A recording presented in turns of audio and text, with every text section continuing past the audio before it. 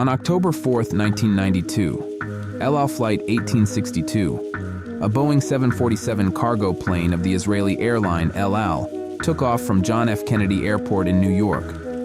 It was destined to arrive in Ben Gurion International Airport in Israel after a stopover in Amsterdam.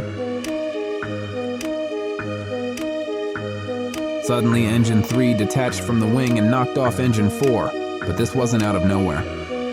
3 issues were noted beforehand: fluctuations in the autopilot speed regulation, faulty radio, and fluctuations in the voltage of the generator on engine number 3.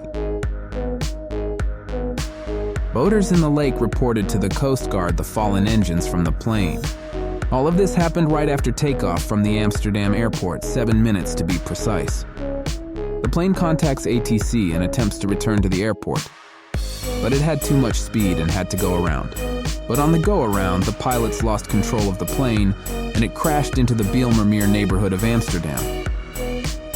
May all of the people who died in this sad accident rest in peace.